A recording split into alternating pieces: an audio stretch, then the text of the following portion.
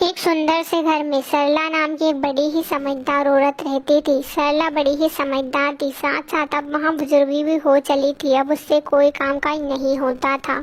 सरला का एक बेटा भी था जो कि विदेश में रहने लगा था। उसको पढ़ाई के लिए भेजा था, लेकिन उसकी वहीं पर नौकरी लग गई, इसलिए अब वहाँ वहीं पर रहने लग गया था। एक दिन की बात है, जब सरला को अकेले बैठे बैठे अपने बेटे की याद आई। उसने सोचा कि अब मेरे बेटे को यहीं पर बुला लिया जाए। अब मैं भी बड़ी ही बुजुर्ग हो चली हूँ, मुझसे काम नहीं होता, उसकी शादी कर देंगे और बेफिक्र हो जाएंगे। उसने अपने बेटे के पास फोन लगाया और उसे आने के लिए कहा। उसके बेटे ने भी मन बना लिया था कि वह भी अपनी माँ के पास जाकर ही रहेगा। अब सरला का बेटा घर की तरफ आने के लिए रवाना हो गया और वहाँ अपनी माँ के पास आ पहुँचा। कई दिनों बाद अपने बेटे को आंखों के सामने देखकर सरला बड़ी ही खुश हुई। वह अपने बेटे को देख के ही जा रही थी और कहने लगी, अरे बेटा, अब मैं तेरी शादी कर दूंगी और बेफिक्र हो जाऊंगी। एक बार तेरी शादी हो जाएगी तो मुझे इस जीवन से मुक्ति भी मिल जाए तो मुझे कोई फर्क नहीं पड़ता, बस मैं फिर बेफिक्र हो जाऊंगी। तभी उसका बेटा श्याम कहने लगा, अरे माँ, आप टेंशन क्यों लेती हो? आपको फिक्र करने की ज़रूरत ही नहीं है। मैंने शादी कर ली है और आपके लिए मैं बहू भी ले आया हूँ।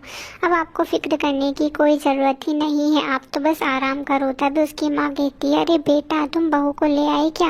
तुम्हारे साथ लाए कहाँ है बहू? मुझे भी तो दिखाओ, कैसी ढूंढी है तुमने? मुझे तो कब से इसका इंतज़ार है, मुझे बताओ ना, मुझे तो सब्र भी नहीं हो रहा था। तभी श्याम अपनी वाइफ को अपनी माँ से मिलाता है और कहता है, माँ, यहाँ मेरे ऑफिस में काम करती थी और हम दोनों ने अभी इसी महीने शादी की है। मैं आपको सरप्राइज़ देना चाहता था, इसीलिए मैंने आपसे नहीं कहा था। अरे कितनी सुंदर बहू लाया है तू, मैंने तो सोचा भी नहीं था, ऐसी बहू तो मैं भी नहीं ढूंढ सकती थी जैसा कि तू लाया है। बड़ी ही सुंदर है, कितनी प्यारी बच्ची है, किसी को नजर ना लगे। सरला को तो टीना बहुत ही पसंद आई थी, लेकिन टीना को सरला अच्छी नहीं लग रही थी। उसकी आदतें उसे बिल्कुल भी अच्छी नहीं लग रही थी। वहाँ तो अपने कमरे में चली जाती है और अकेली ही बैठी रहती है। उसको यहाँ पर आना बिल्कुल भी पसंद नहीं था। वह हमेशा अकेले ही रहना चाहती थी और अपने पति के साथ, सास ससुर के साथ रहना उसे पसंद नहीं था। श्याम और सरला को मिले कई दिन हो गए थे, इसलिए वहाँ दोनों अपनी अपनी बातें कर रहे थे। वहाँ अपनी अपनी बातें कहते नहीं थक रहे थे, एक दूसरे में ही मगन थे और अपनी बातें किए जा रहे थे।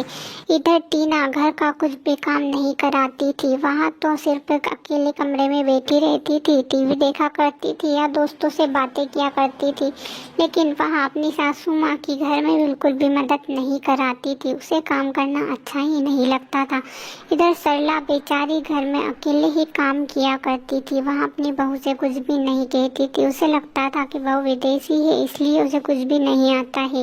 एक दिन की बात है, श्याम को जॉब के इंटरव्यू के लिए 2 दिनों के लिए कहीं बाहर जाना था। वह अपनी माँ और बीवी से कहकर गया था कि मैं 2 दिनों के बाद वापस आ जाऊंगा, तुम दोनों अपना ख्याल रखना। और टीना से भी कहकर गया था कि तुम माँ का ख्याल अच्छे से रखना।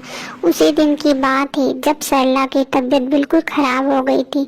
सरला अपने बेड पर आराम कर रही थी, तभी उसकी बहू जोर से चिल्लाती है, अरे माँ जी, कहाँ हो? आज तो खाने का कुछ अता पता नहीं है। मैं कब से खाना ढूंढ रही हूँ, लेकिन कुछ अता पता ही नहीं है। तभी सरला वहाँ आती है तो वह कहती है, अरे आज खाना बनाया नहीं, मुझे जोरों की भूख लग रही है, कोई खाना बनाएगा या नहीं? तभी सरला कहती है, अरे बेटा, मेरी तबीयत आज खराब है, इसलिए मैं खाना नहीं बना पाऊंगी, तुम ही बना लो। तो वहाँ कहती है, नहीं, मुझसे तो नहीं बनेगा, मैं आज बाहर ही खा लूंगी और आपसे अगर बन जाए तो खा लेना, वरना भूखी ही सो जाना, मुझसे तो खाना वाना नहीं बनता। अब वहाँ बाहर खाने के लिए चली जाती है और कहती है, पता नहीं ये श्याम भी मुझे कहाँ पर बैठा गया है, मुझे तो कुछ समझ नहीं आ रहा, कैसे कैसे पागल लोगों के साथ मुझे रहना पड़ रहा है। जबरदस्ती बीमारी का बहाना करके पड़े रहते हैं। मुझसे काम करने का विचार होगा, इसलिए ही आज खाना नहीं बनाया है। सरला बेचारी बीमारी की हालत में भी भूखी ही सो जाती है, लेकिन उसकी बहू को उस पर बिल्कुल भी तरस नहीं आता। उसी दिन की बात है जब उसका बेटा वहाँ पर आ गया था।